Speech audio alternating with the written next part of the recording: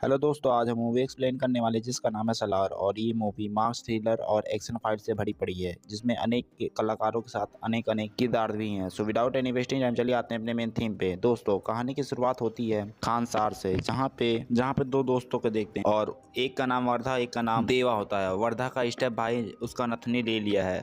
अब देवा जो है बहुत गुस्से में है और वो कुछ भी कर सकता है, और वे वर्धा के स्टेप के भाई के पास जाता है और उसकी नथनी की मांग करता है। तभी उसका स्टेप भाई कहता है कि अगर तुझे ये नथनी चाहिए तो सबसे पहले इस पहलवान से लड़ना पड़ेगा, और अगर तू जीत गया तो मैं तुझे ये नथनी दे दूंगा। देवा इस चैलेंज को एक्सेप्ट कर लेता है, लेकिन वह पहलवान बहुत ताकतवर था। हालांकि वह पहलवान पहले देवा से लड़ना तो नहीं चाहता था, लेकिन देवा के हाथ करने के बाद वो सीधा पहलवान उससे लड़ने के लिए राजी हो जाता है। और हम देखते हैं कि देवा उससे मारता नहीं है, बल्कि अपने आप को उस पहलवान से डिफेंड कर रहा था। तभी हम देखते हैं कि देवा जो है एक बिजली के तार नंगा था और उसे पकड़ लेता है, साथ ही पहलवान को भी पकड़ लेता है, जिसके साथ दोनों को एक जोरदार झटका लगता है पहले तो। और पहलवान जो है वहीं पे चीत हो जाता है। तभी अपने दोस्त वर्धा का नथनी लेकर वहाँ से चला जाता है और हमें पता चल जाता है इन दोनों दोस्ती के बारे में, जो एक दूसरे के लिए जान जान है। अब इधर खानसार में युद्ध शुरू हो गया था, जो कि एक दूसरे को खुद को मार रहे थे, और देवा को लग रहा था कि उसके घर पे भी वो लोग आ सकते हैं, इसलिए वे अपना दरवाजे तैयार कर रहा था और अपने दरवाजे के ऊपर कील ठोक रहा था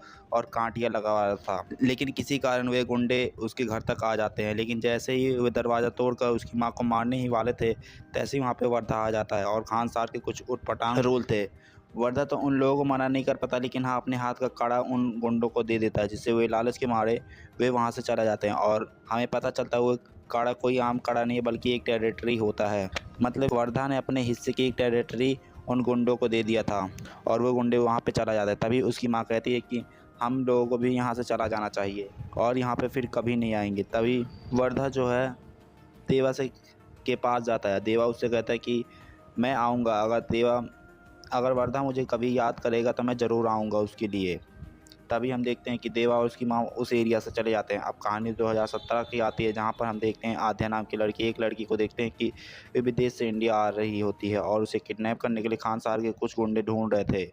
और आध्या के पिताजी को भी पहले से पता था कि अगर आध्या जो है इंडिया में जाती तो उसका किडनैप होना तय है, इसलिए वे बिलाल नाम के एक आदमी को हायर करते हैं और आध्या को किडनैप करवा देते हैं। बिलाल जो है आध्या के पिताजी का ही आदमी था। बिलाल जो है उसे अच्छे तरीके से पता था अगर इंडिया में वे अध्या अगर सेफ रहेगी तो वे देवा के पास ही रहेगी, इसलिए उसे टीचर के रूप में देवा के पास ले जाता है और उसकी माँ से उसकी मुलाकात करवाता है। लेकिन टीचर के रूप में उसकी माँ उसके बारे में कुछ नहीं जानकारी थी, इसलिए उसे टीचर समझकर अपने पास रख लेती हैं। और इधर हम खानसार को हम देखते हैं कि जो कि बहुत बुरी तरीके से आध्या को ढूंढ रहे थे।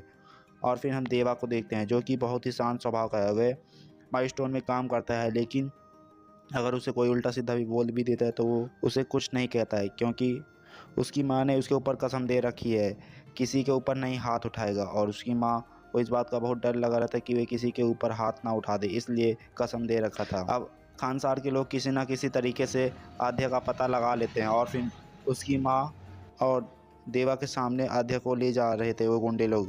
देवा कुछ नहीं कर पा रहा था क्योंकि उसके ऊपर कसम था, इसलिए उसकी माँ कसम से मुक्त कर देती हैं। और जैसे ही उसकी माँ कसम से मुक्त करती हैं, वो उधर से मारना पीटना शुरू कर देता है। और फिर हम देखते हैं देवा जो कत्लेआम गुंडों को मारना शुरू करते हैं और आध्या जो देखकर हैरान हो जाती है। अब खानसार के लोग आध्या और बिलाल को ट्रक में बैठा लेते हैं और उसे किडनैप करके खानसार में लेके जा रहे थे, और ट्रक आगे से तेज़ी से बढ़ रहे थे। लेकिन बिलाल को इस बात का अब डर नहीं था, क्योंकि उसे अच्छी तरीके से पता था देवा के ऊपर कसम उतर चुके थे। अब उस ट्रक में बिलाल और आध्या के साथ उस ट्रक में कुछ खानसार के सामान भी रखा था, और हम ट्रकों पे देखते हैं हमला करता है देवा। और ये सूचना जो है खानसार के राज में जाती है, जहाँ पे उन्हें बताया जाता है कि उनके ट्रक को रोका गया है। तभी खानसार के राजा समझ जाते हैं कि ये ट्रक कोई और नहीं रोक सकता, बल्कि देवा ही रोक सकता है। और हमें पता चलता है कि देवा और वर्धा जो बचपन मिले थे और वे अब एक दूसरे के जाने दुश्मन बन चुके हैं। अब पायल जो है पूरी स्टोरी बताता है आध्या को, जहाँ पे बताता है कि खानसार में बहुत ही खतरनाक राजा हुआ करते थे। उसमें कई सारे डकैती हुआ करते थे। उसमें टोटल 3 कबीले थे, पहले सूर्यांश, दूसरा मन्नार, तीसरा खदाट कबीला। और ये तीनों कबीले जो हैं वो आपस में 3 साल तक बिना किसी चुनौतियों से लड़ते रहे और आगे बढ़ते गए। लेकिन अब इधर खानसार की आती है, जो कि इंडिया के मैप में रहेगा या फिर पाकिस्तान के। ना ही ये पाकिस्तान में रहता है और ना ही इंडिया के, ये बिल्कुल बीचों बीच रहता है। और खानसार का एक ऐसा एरिया चुना जाता है जहाँ पर भारत का संविधान खानसार में लागू नहीं होगा, लेकिन खानसार का जो नियम है वो पूरे भारत में लागू होगा। तभी वहाँ राजमन्नार का राजा बनता है। सूर्यांश को तबाह करके वहाँ का राजा राजमन्नार बन जाता है, जो कि बहुत ख़तरनाक होता है। और वे एक बहुत ख़तरनाक डेवलप आर्मी कर ली थी और उसके खिलाफ जो भी जाता हुआ उसे वहीं पे मरवा देता और अपने एरिया को एक जगह जगह में बांट दिया था टेरिटरी के रूप में, जहाँ हर एक फिर राजमन्नार एक दिन डिसाइड करते हैं कि अभी तक उन्होंने जो भी डिसीजन लिया पूरे अपने राज्यसभा के लिए लिया और राज प्रजा के लिए लिया था, लेकिन अब उनका डिसीजन जो है वो अपने केवल बेटे के लिए लेना चाहते हैं। वे इस बार एक एरिया को अपने बेटे को देना चाहते थे और उसे अपने बेटे को एरिया देने के बाद वे इस राज को छोड़कर कहीं बाहर जाना चाहते थे। तभी और वो कहते हैं कि मेरे जाने से के बाद जब मैं वापस आऊँ तो मेरा बेटा राजगद्दी पर सिंहासन में बैठना देखना चाहता हूँ। तभी रंगा जो है उसका टेरिटरी छीनकर सीधा अपने बेटे को दे देते हैं। वर्धा को अब राजा तो चुना ही गया था, लेकिन तभी वहाँ के लोगों के मन में लालच आ गई थी और उस गद्दी को पाने के लिए अलग अलग षड्यंत्र रचने लगे आपस में। और वहाँ पे हम रुद्रा को देखते हैं जो कि डिसाइड करता है, कहता है कि अगर राजमन्नार के आने से पहले हम उसके बेटे को ही मार दें, यानी कि वर्धा को मार दे, तो ये गड्डी हमारी हो जाएगी। तभी वो वर्धा के ऊपर अटैक करवा देता है। लेकिन हम आपको बता दें इससे पहले कि राजमन्नार जो है अपने बेटे वर्धा से बहुत नफरत करते थे बचपन से ही और अभी तक ही करते आए हैं और उसे ही अभी तक सिंपल मॉडल में ही रखे हैं और उसे कोई राज का कोई भी शौक उसका पूरा नहीं किए थे, क्योंकि बचपन में वह अपना एक टेरिटरी किसी को दे दिया था और कड़े के जरिए, इसलिए उसके पिताजी उससे बहुत नाराज होते थे। और अब इधर हम देखते हैं कि रुद्रा जो है उसके ऊपर अटैक करवाता है और वर्धा के पास कोई आर्मी नहीं थे, लेकिन रुद्रा के पास बहुत खतरनाक आर्मी थी और उसे घुटने पर ला दिया और उसे जैसे ही मारने वाला था तैसे ही वहाँ पे एक लेडी आती है और सीज फायर का ऐलान करवा देती है। लेकिन कुछ नियम के कारण रुद्रा जो है रुक जाता है और रुद्र वहाँ का राजा भी और मालिक भी थोड़ा बहुत बन गया था, इसलिए वे सीज फायर हटवाने के लिए वहाँ के सीओ से वोटिंग करवाता है। वोटिंग अगले हफ्ते होनी थी और सबको लगता था कि वोटिंग जो है रुद्रा के ही पक्ष में गिरेगी, जिससे सीज फायर ख़त्म हो जाएगा और खानसार तबाह हो जाएगा और एक दूसरे को मारने शुरू हो जाएंगे। और अब इधर कबीले में ये डिसाइड हो गया था कि अगर तीनों में से कोई एक कबीला जिंदा रहा तो यही खानसार का राजा बनेगा। अभी तीनों सरदार अपनी अपनी आर्मी इकट्ठा करते हैं। कोई शोभित आर्मी बना रहा था तो कोई रशियन आर्मी बना रहा था तो कोई अमेरिकन आर्मी बना रहा था। कोई कबीले की मदद लेता तो कोई किसी की मदद लेता और एक कबीले में लगभग 7,000 से लेकर 10,000 तक आदमी इधर थे। लेकिन वर्धा जो है इतनी बड़ी आर्मी का सामना कैसे करेगा, क्योंकि उसके पास तो इतनी बड़ी आर्मी थी ही नहीं, क्योंकि वह अभी से सिंपल आदमी ही जी रहा था। तभी उसके मन में एक ही नाम आ रहा था। वह नाम तो नहीं लेना चाहता था और ना ही उसके पास जाना था, लेकिन वह जो है फाइनली उस शख्स के पास चला जाता है और उसका नाम होता है देवा। देवा के पास जैसे ही जाता है वो दोनों एक दूसरे को गले मिलाते हैं और देवा ने ही उसे प्रॉमिस किया था कि वर्धा अगर मुझे याद करेगा तो मैं उसकी मदद ज़रूर करूँगा, इसलिए देवा जो है उसकी मदद करने के लिए राज़ी हो जाता है।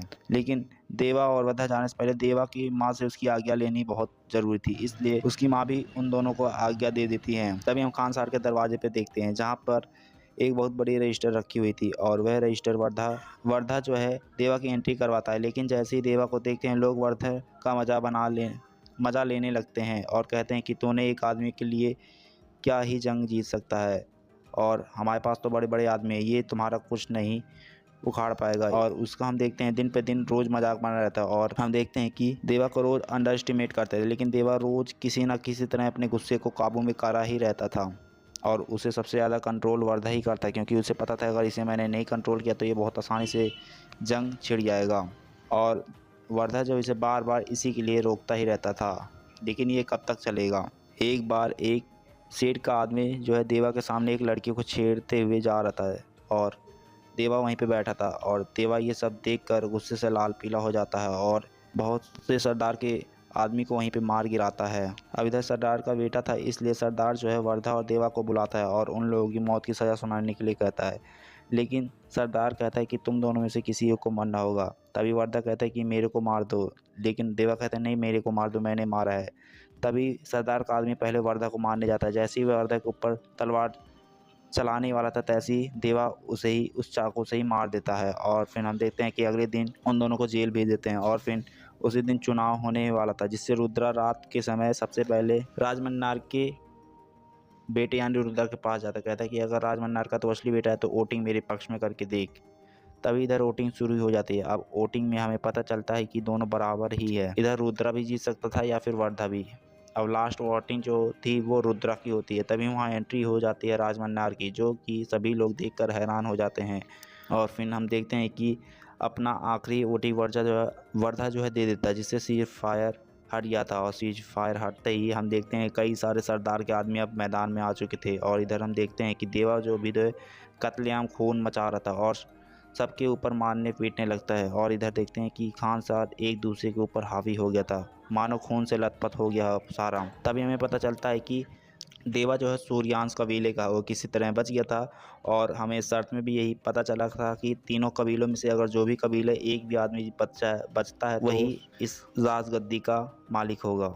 और वर्धा ने भी उसे वचन दिया था कि राजगद्दी उसे जरूर दिलवाएगा। लेकिन जैसे ही राजगद्दी उसे दिलाएंगे और वो दोनों एक दूसरे के जानी दुश्मन बन जाएंगे और ये गद्दी सूर्यांश कबीले का जो देवा को मिल जाता है। और फिर ये फिल्म यहीं पे खत्म हो जाती है। सेकंड पार्ट आने का ऐलान भी हो जाता है। दोस्तों अगर वीडियो आपको ज़रा सा भी पसंद आया तो एक लाइक और सब्सक्राइब कीजिएगा guys. Thank you guys, bye bye, see you again guys.